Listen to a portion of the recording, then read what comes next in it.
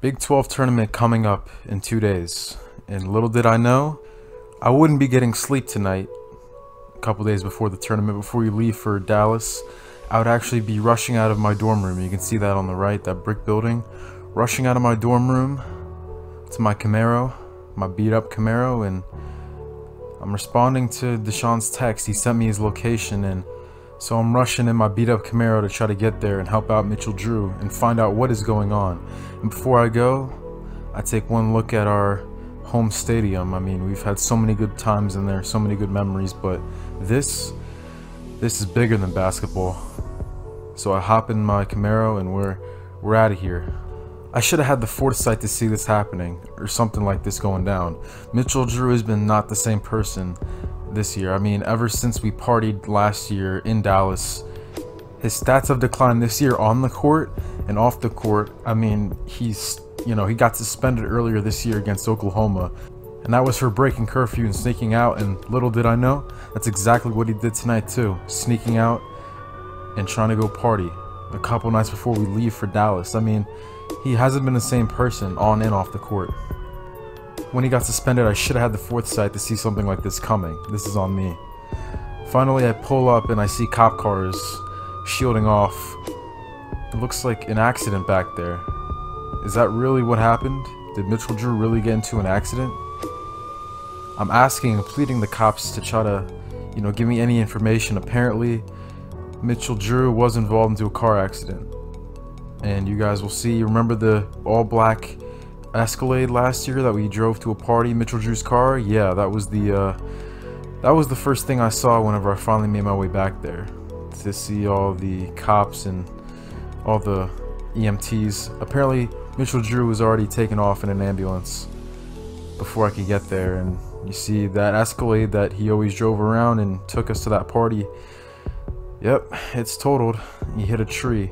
Apparently, there was a drunk driver who swerved onto the oncoming traffic, and Mitchell Drew had to swerve out of the way and hit a tree on the outskirts of the road. So they already took him to the hospital.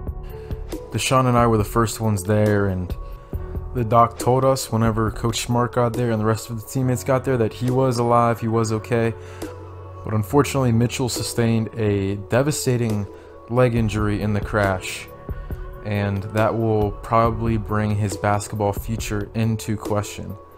And it's crazy, but this is actually not the first time that something like this has happened to me.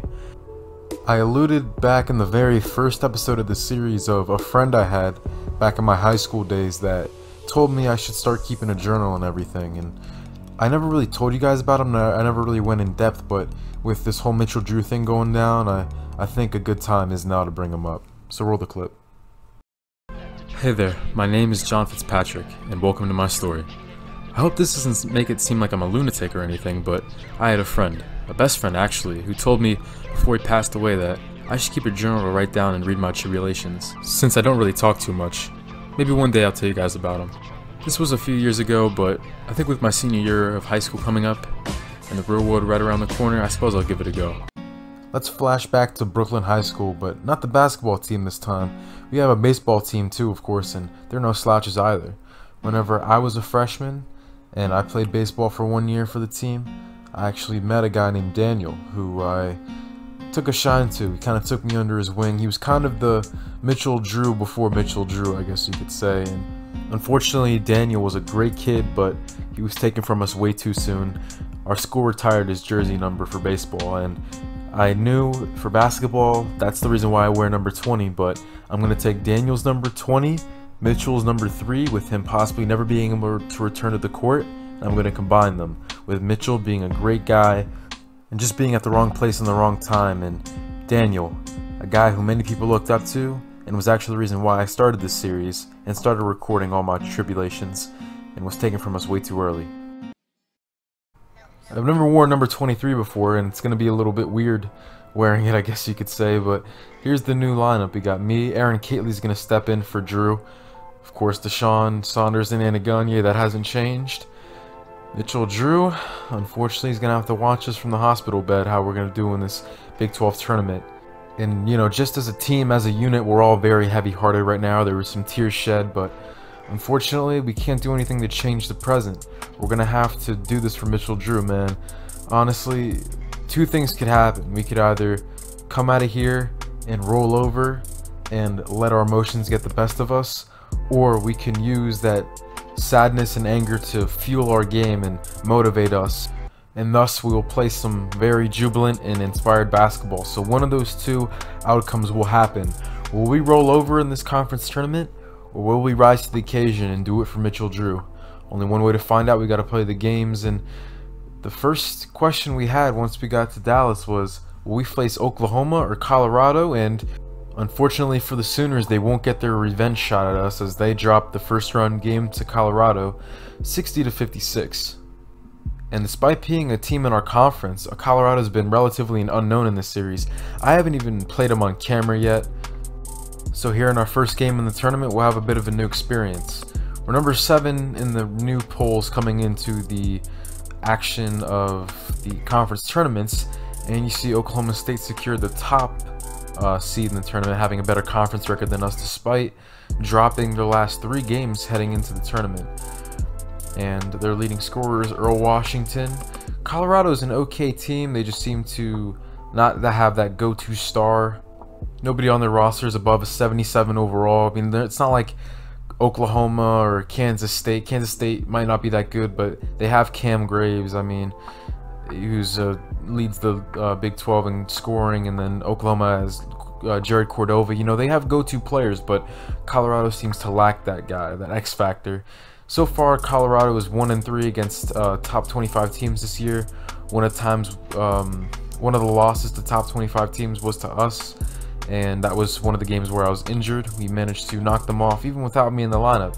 So we'll see what we can do here in the first round, as Colorado is fairly balanced on both sides of the basketball, so we cannot take anybody too light here in this conference tournament.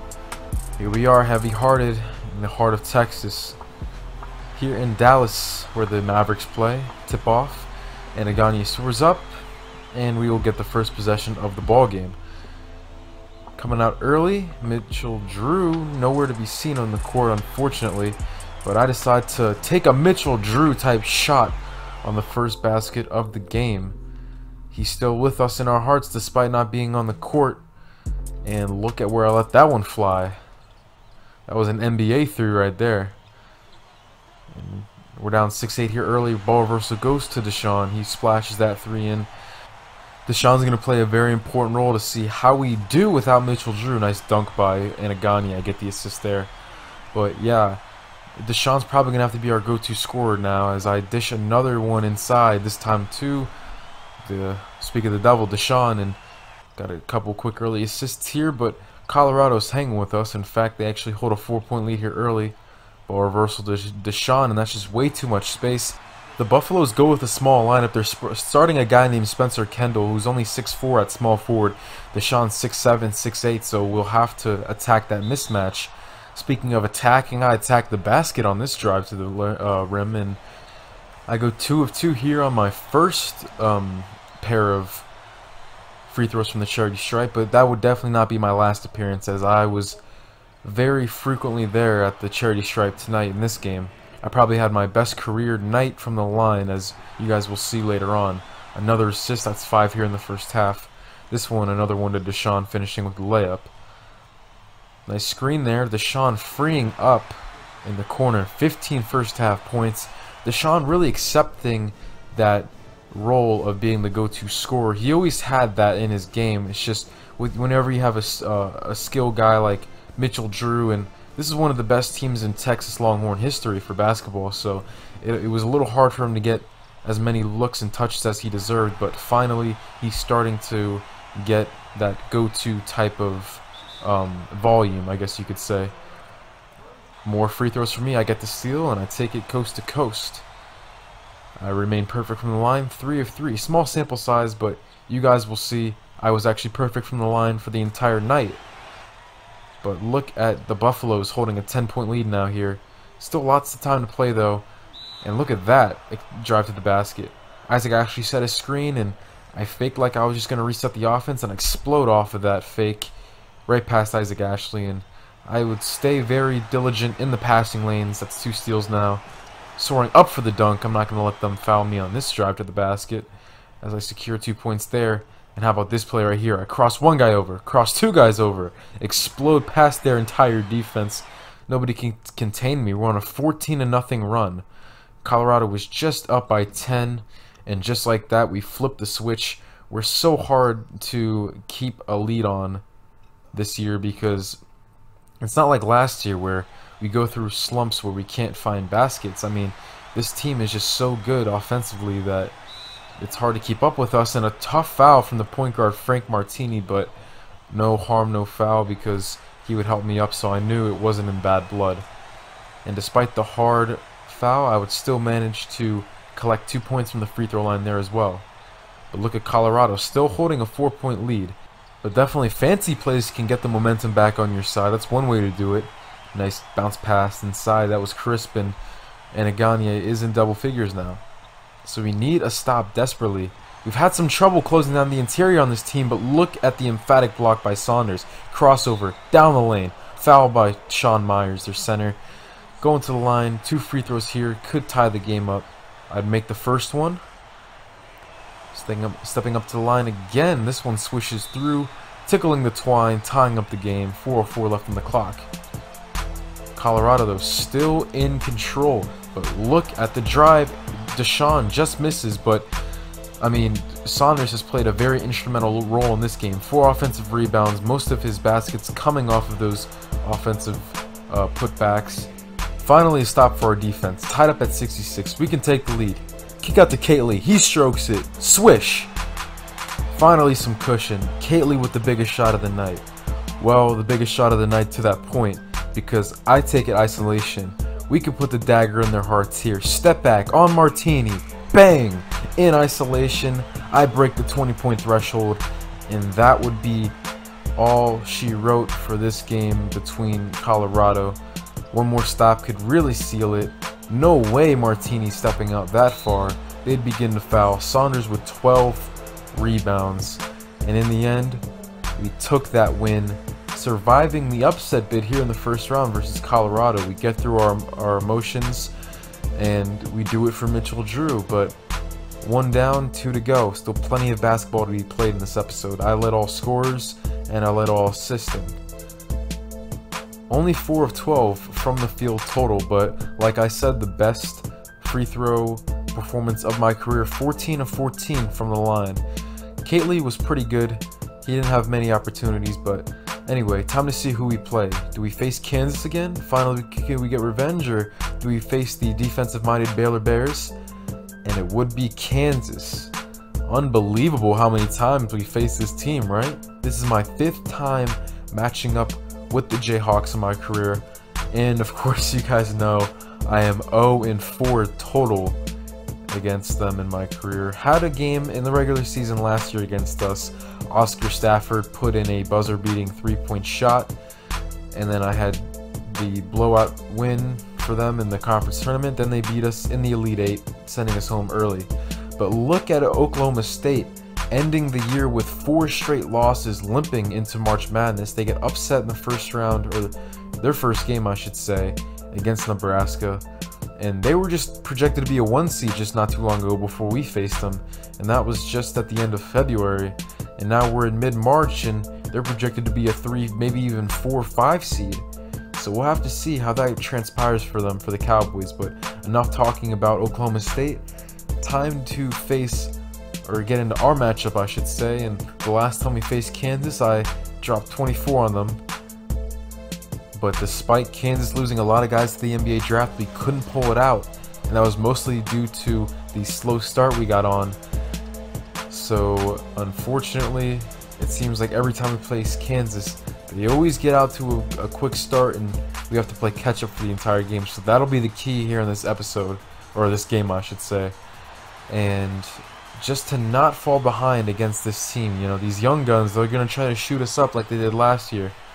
So we got to play fast, but we can't play too fast. You know, we got to play our brand of basketball. So, and speaking of that, it seems like every time we face Kansas, they always try to go full court press against us, and that allows for a lot of easy baskets, and that's one of the reasons why I do so well against Kansas, because they really have no defenders to go up against me. I mean, even Deshaun Lacey last year had trouble keeping up with me, and Moses Anaganye puts down what feels like his 50th dunk here in the tournament. Tied up here early, rolling again, Anaganye putting that one in with two hands, and the lead would go back to be tied. Now it's 19-all. As I isolate at the top, their backup point guard's on me, and his name's Ken Gadsden, and every time he was on me, I took it to him. We played that, if I could quote Chris Move, we played that whoever offense on him, I guess you could say. But moving on, now shot clock's winding down, over to Kately from the elbow. He had a pretty good tournament overall. I mean, despite the circumstances, that is. It's not easy to step into a starting role as a freshman like that with a stage as big as this on such short notice, as I cash in another layup as they keep trying to full court press, and it's just not working out for them. There we go. I keep the heat on. I tip the pass away. That's how you get turnovers, not by some rinky-dink full court press, you know. Playing the passing lane, which I do so effectively here against Kansas. Another steal, addition side to Kately. He gets blocked, unfortunately. And look at Ray D'Amico. You guys already know how tough of a guard he is. And he has 13 here in the first half. The former #1 overall recruit coming into this season. But cutting baseline is Robert Saunders. I tallied 4 assists here in the first half, and I hit the bench for the end. But look at Robert Saunders punishing Tamir Rodriguez for that shot. And the backup point guard, who doesn't play much at all really, Torian Lucas, takes that full court and finishes with the layup, tying the game up at 37s here in the intermission. I mean, that's one way, that's probably the best way, I should say, to end a first half of action. But games like this can be so frustrating because look at the rebounding differential. We are getting killed on the rebounds, and it seems like sometimes as a team we just have games where that happens. And if we just rebound consistently, we'd be blowing out Kansas right now, because a lot of their baskets scored are coming off of second chance points. I mean, we're doing a great job on forcing turnovers. We just need to hit a couple more threes. We were held without a three-point shot in the first half. Rodriguez and the Jayhawks would strike first, but that would not go unanswered. Boom! Another flush by Anaganye. Man, Moses has really come into his own this tournament, hasn't he? Anthony Wyatt tries to drive. I actually held Wyatt scoreless for the entire game, played great defense on him. Crossing over D'Amico, dishing it inside to the cutting Kately. 7 assists here, as I have 3 quick ones here in the second half. Spinning off Chris Caton. He's still with me. I can't shake their big man, but finally I get some space. But what are the Jayhawks doing? Forgetting about future NBA lottery pick Deshaun Christian. I pass up the good shot to get the great shot, but look at this right here. We force an air ball. Anthony Wyatt grabs a rebound, misses, but Tamir Rodriguez cleans up the mess. Unfortunately, rebounding would just be our Achilles heel this game, but a nice drive to the rim on that one, silencing some of the momentum. Playing great defense. Kately's got 3 steals, and I've got Tamir Rodriguez on me. You guys know he's just way too slow to keep up with a point guard, so that was just an easy take to the rim. But the energizing freshman Aaron Kately would not be done there. On the defensive end of the floor, his impact could not be stated, as he does not get enough credit for being such a good defender, as that's 4 steals for him today. Aaron Kately missing, but getting his own rebound and putting in the and one. That's, you know, that goes out to every young player out there. Never give up on the play. Kately could have just hung his head and got back on defense, but he does not give up on the play, shows some resiliency, and he's rewarded with the and one. Ray D'Amico, no good on that 3. That would have been a big shot. And Deshaun and Ray D'Amico have been going back and forth all game as he shows them how it's done. Look at this run that we're on. We've scored the last 9 points versus Kansas only scoring 2. But they're not out of it by any stretch of the imagination. 6-point game. I cut baseline. Inside to Isaac Ashley. Just a sliver of space, but I still managed to put it inside to him. That's 10 assists here in this game as well. But moving up the court is Ray D'Amico dunking on our defense. He's got 20. The former number overall recruit is not giving up. And if Kansas can get a stop on this possession, they have a chance of tying the game. There's been so many times where the go-to guy was Mitchell Drew and he came up clutch for us, but instead we go to Aaron Catley once again. Aaron Catley from downtown hasn't had the best shooting night tonight, but he's come up big when we needed it. And the freshman once again with the biggest shot of the game. And finally, oh finally, we get over the mountaintop. We get the monkey off my back at least. Finally, I record a win versus the Kansas Jayhawks. Such an important part of the season with the Mitchell Drew situation, and with March Madness coming around the corner, and with us fighting for a #1 overall seed in March Madness.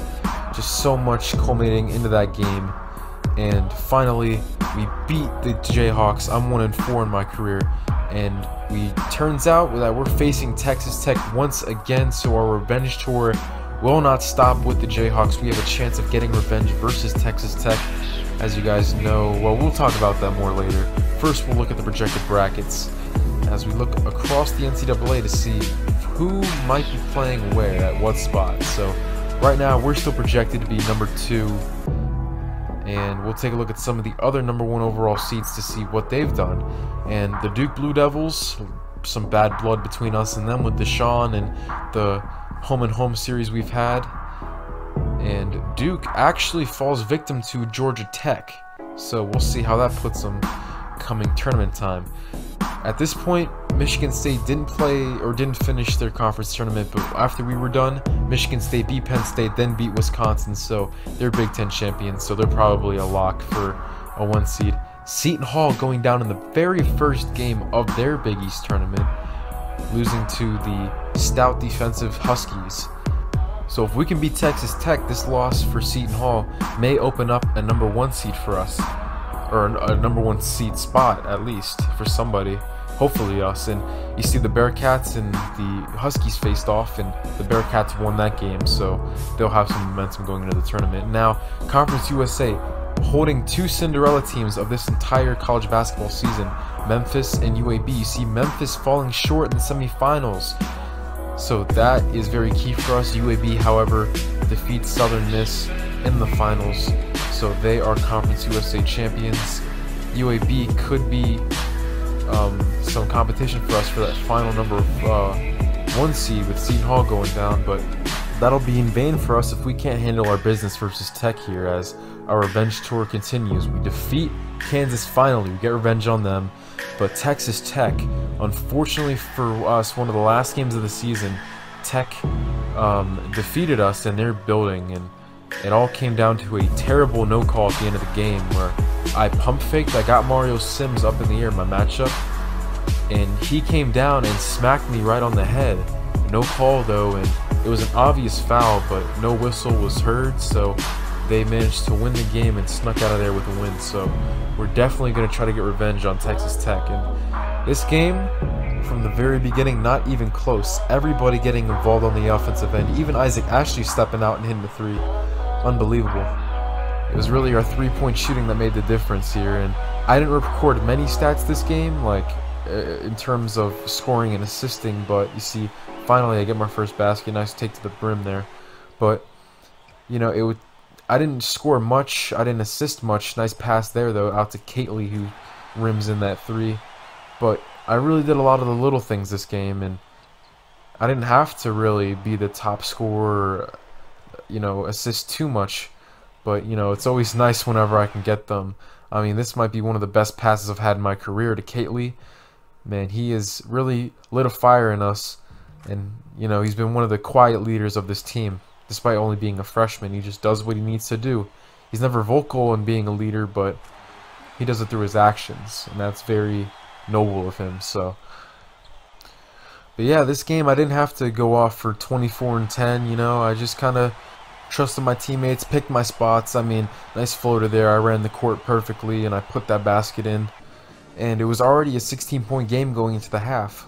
Only 4 points and 3 assists. Didn't shoot the best this game, but whenever you're beating the brakes off a team, stats don't really matter. But, I mean, Anna Gagne had one of the best performances he's had in his career here at Texas. I mean, he's a senior, so he's going to try to definitely go far in the tournament here, as this is one of the best teams that the Longhorns have ever had. So he's definitely excited to get this March Madness underway and see if we can make some noise. Nice screen by Ashley. I faked like I was going to reset the offense, similar to a move I did in the Kansas game, and that left him wide open as they thought I was just going to reset the offense. I isolate against the big man, got him leaning, and I couldn't believe my eyes when I saw Anna Gagne pull that three and make it. Everybody went crazy. He fumbled the pass, but he still managed to corral it and put it in from three. Unbelievable. Lobbing up to Deshaun. We're putting on a show for everybody's coming out here to Dallas to support us. And in the end, those Longhorns, man, were the ones that held up that Big 12 trophy high. We wanted this last year, couldn't get it. The undefeatable Kansas Jayhawks became defeatable this year, and we complete our revenge tour. And only one thing remains. We all, instead of being in my dorm room watching the Selection Sunday show, we decided to all surprise Mitchell Drew, bring the trophy, let him hoist it up himself, and we huddled around Drew in his hospital bed and watched the Selection Sunday show with him. I mean, we're all a team, we're all family, so... And in the final poll of the season, somehow we dropped a spot. We dropped from 7th to 8th, and teams like UAB triumphed over us in the final poll. UAB finishes over us 7th. I really hope that doesn't mean we're going to get lowballed in the seeding, but we'll have to see, because I think we're deserving of a #1 seed, but we'll have to see. Memphis still top 3 despite losing in the semifinals, but time to see who are the #1 seeds. Michigan State actually jumps Duke as they lost in the first game of their tournament, Duke. And Michigan State's the #1 overall seed. Duke, UAB is the 3rd seed, the Cinderella of this college basketball season. And finally, would it be us and that #1 seed, that last #1 seed? No, they hand it to the Memphis Tigers. Despite losing a Conference USA tournament in the semifinals, a mid-major conference, they still hand it to Memphis, that last #1 seed. Unbelievable. But it's time to find out who's playing where. We'll start in the East Regional. The #1 overall seed, Michigan State, they're deserving of it. They'll play the 16th seeded South Alabama. Connecticut, the 8th seed, I'm surprised they're a little low there, as they actually upset, of course, DePaul in the Big East tournament. Nevada, as that Huskies and Wolfpack game is going to be a very intriguing 8-9 matchup. Virginia, or West Virginia, is the 5 seed here in the East. They'll face Army, as Army was one of the best teams from the Patriot League. Rhode Island, one of the top mid-major schools, one of the teams I was actually looked at, but from a scholarship standpoint, they'll play Kent State. Cal Poly, one of the top mid-major schools, they're 6th seed. They'll face the underachieving Iowa Hawkeyes that sneak into the tournament as the 11th seed. Gonzaga, only 2 conference losses. They'll be the 3 seed here in the East. They're facing Siena, and they're out of the MAAC. And moving on, for the 7 and 10 game, we got G-Tech. On paper, the Yellow Jackets were supposed to be one of the top teams in the ACC, but they kind of underachieved a bit. And speaking of the ACC, this is a interconference game here in the 7-10 matchup, as Boston College faces Georgia Tech, and 2-15 seed is Virginia, hoping to avoid another collapse in March Madness as they play Monmouth out of the NEC. And here in the South Regional, Duke faces UNLV. Baylor in North Carolina. Baylor sneaks in after losing to Kansas in our conference. And USC Cornell, the 5 and 12 matchup. Georgia and UCSB will play in Buffalo. Notre Dame and Rice make up the 6-11 matchup here in the South Regional. LSU and the Ramblers of Loyola face off as LSU tries to avoid the upset of the hot shooting Ramblers. Wisconsin Providence, that's an interesting 7-10 matchup, and Washington and Austin Peay cap off the South Regional. Now here in the Midwest, we have UAB Arkansas Pine Bluff as the 1-16 matchup. UAB only lost 3 games overall, and probably one of the most interesting first round games. We got Buffalo and Kentucky. UK missed out on the tournament last year, but they come in here as the 9 seed. The Buffalo Bulls had one of the top offenses in the country this year. So that'll be a fun game to watch. Cincinnati and George Washington face off at the 5-12 since he just won the Big East. Oklahoma State slides down to a 4 after being projected to be a 1 seed not too long ago. They face IUPUI. Villanova and Creighton is the 6-11 matchup here in the Midwest. The Volunteers and the Vermont Catamounts face off in the 3-14 matchup. 2-21 teams there. And how about this for a fun game to watch? Two of our rivals, well, Miami is a personal rival of mine with Jay Clifford, and they face Texas Tech. And who is the 2-15 matchup, you might ask, in the Midwest Regional? Well, of course, it's only natural we have the chance of facing Miami or Texas Tech. Wow, what a stroke of chance and luck right there. We face the Charleston Southern Buccaneers here in the first round out of the Big South. They were 16-13. We'll have more info on them later. We got to finish out the West Regional, and I still think we should have been the top seed there. Memphis 29-3. You can't argue with that record, but they fell short in their conference tournament. They faced Montana. VCU, we're familiar with them. They faced Western Michigan in the first round. A lot of interesting 8-9 matchups. Louisville and Nicholls State. Ohio State plays UNI. St. Louis and James Madison. Arizona and Chattanooga. We're going to speed through this last bracket because we are already in the tournament, of course. Auburn and Maryland face off in the 7-10 matchup here in the West. I think Maryland could be a Cinderella team. They're pretty scary for only being 18-12. The Terrapins can make a run, and you see Seton Hall still managing a 2 seed despite the collapse in their tournament. They face Howard in the first round. Overall, I think the toughest bracket's either going to be the Midwest or the East. The thing that separates each division is that the East has the best top seed in Virginia, but our bracket has probably the deepest bracket with teams like Kentucky being the 8th seed. I mean, we just have a very deep bracket here in the Midwest. And we'll take a look at the number 1 overall seed. We're not too familiar with them. They're led by one of the best players in the Conference USA, Stephon Leonard. UAB does one thing, and they play fast, and they like to score the ball. 3 players over 11 points per game. But before we get ahead of ourselves, we gotta stay focused at the task at hand, and that's the game that stares us in the face not too long from now. The Charleston Southern Buccaneers, the 15th seed out of the Big South. Their top scorer is Robinson Avery. He's a true point guard, but he won't be my matchup. My matchup's actually going to be Lorenzo Seegers. He actually is second in the Big South in assists per game, and he records 5.3 contests, so I'm going to have to try to shut down his ball handling skills and his playmaking ability. So another quick look at the Midwest Regional. So many interesting possibilities. We could face Miami. I could finally get revenge on Laurinega and Jay Clifford, but we'll have to see. One thing's for sure though, we gotta do it for Mitchell Drew. Stay tuned.